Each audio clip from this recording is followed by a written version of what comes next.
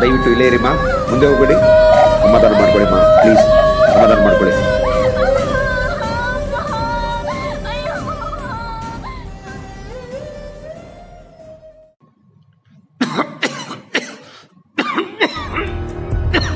ಅಪ್ಪ ಏನಾಯ್ತಪ್ಪ? ಅಪ್ಪ ಏನಾಯ್ತು? ರತ್ನ ನೀರ್ ತಗೋಬಾ. ಅಪ್ಪ ಏನಾಯ್ತಪ್ಪ? ಗೊತ್ತಿಲ್ಲ. ಅಯ್ಯೋ ದೇವ್ರಿ, ಇದ್ದಕ್ಕಿದ್ದಂಗೆ ಕೆಮ್ಮು ಬಂತು. ಯಾಕಪ್ಪ?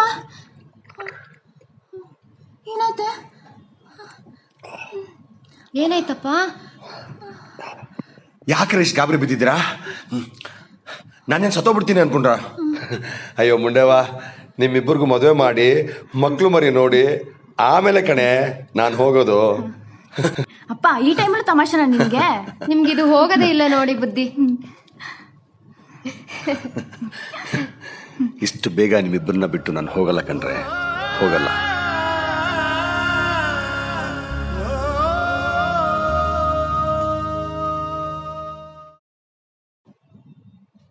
ನಿಮ್ಮ ತಂದೆಯವ್ರಿಗೆ ಕೊರೋನಾ ಪಾಸಿಟಿವ್ ಆಗಿದ್ರಿಂದ ನೀವು ಒಂದ್ಸಲ ಟೆಸ್ಟ್ ಮಾಡಿಸ್ಕೊಳ್ಳಿ.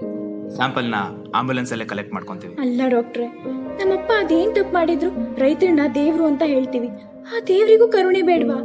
ನಮ್ಮಪ್ಪ ಹೊಲ ತೋಟ ಮನೆ ಬಿಟ್ರೆ ಮಾರ್ಕೆಟಿಂಗ್ ಮಾತ್ರ ಹೋಗ್ತಾ ಇದ್ರು. ಅದು ತರಕಾರಿ ತರಕ್ಕೆ. ಆಗಾಗ ಹಾಲಿನ ಡೈರಿಗೆ ಹೋಗಿ ಬರ್ತಾ ಇದ್ರು. ಅಷ್ಟಕ್ಕೆ ಕೊರೋನಾ ಬರೋದಾ? ಮತ್ತೆ ನಾವ್ ಹೇಗ್ ಬದುಕ್ಬೇಕು? ಇಷ್ಟೇ ಜೋಪಾನವಾಗಿ ಬದುಕಿದ್ರು ಅದ್ ಹೆಂಗ್ ಕೊರೋನಾ ಬಂತು? ಎಲ್ಲೋ ಏನೋ ತಪ್ಪಾಗಿರ್ಬೇಕು. ನಾವು ಬಸ್ಸಲ್ಲಿ ಹೋಗ್ತೀವಿ, ಯಾರು ಬಂದೋಗಿರ್ತಾರೋ ಏನೋ, ನಾವು ಸೋಷಿಯಲ್ ಡಿಸ್ಟೆನ್ಸ್ ಮೇಂಟೈನ್ ಮಾಡಲ್ಲ.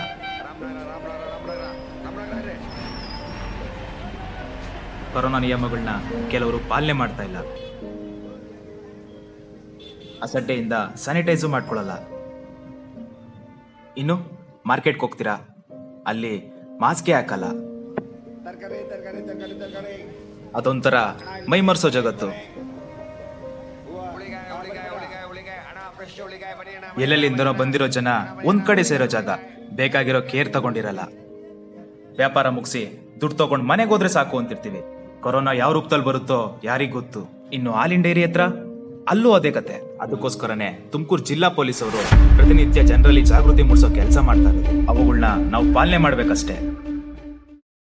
ತಿಳಿದೋ ತಿಳಿಯದೆಯೋ ಮಾಡಿದ ತಪ್ಪಿಗೆ ನಾನು ಬಲಿಯಾದೆ. ನನ್ನಿಬ್ಬರು ಹೆಣ್ಮಕ್ಳು ಅನಾಥರಾದರು. ನೀವುಗಳು ಅದೇ ತಪ್ಪನ್ನು ಮಾಡಬೇಡಿ. ಕೊರೋನಾ ನಿಯಮಗಳನ್ನು ಪಾಲನೆ ಮಾಡಿ. ರೈತ ಉಳಿದ್ರೆ ಹಳ್ಳಿ ಉಳಿಯುತ್ತೆ, ಹಳ್ಳಿಗಳು ಉಳಿದ್ರೆ ದೇಶ ಉಳಿಯುತ್ತೆ. ಉಳಿಸ್ಕೊಳ್ಳೋ ಜವಾಬ್ದಾರಿ ನಿಮ್ಮ ಮೇಲಿದೆ.